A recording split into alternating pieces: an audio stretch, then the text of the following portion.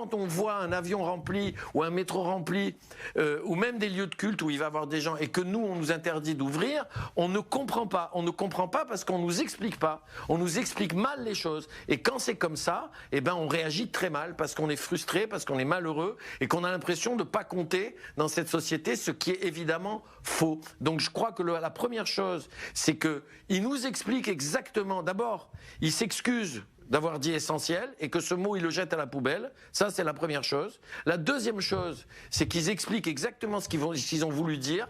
Et la troisième chose, c'est que quand on va rouvrir, qu'ils s'engagent à nous aider, qui s'engage non seulement à nous aider au niveau de la communication, c'est-à-dire dire vive les théâtres, vive le spectacle vivant, ça ouvre, et par des campagnes de communication importantes. La deuxième chose, c'est que s'il y a des théâtres et des lieux et des techniciens et des musiciens et des troupes en province qui se retrouvent dans une situation économique catastrophique, ils s'engagent à les aider. Alors Roselyne Bachelot l'a dit, elle dit qu'elle ne nous laissera pas tomber.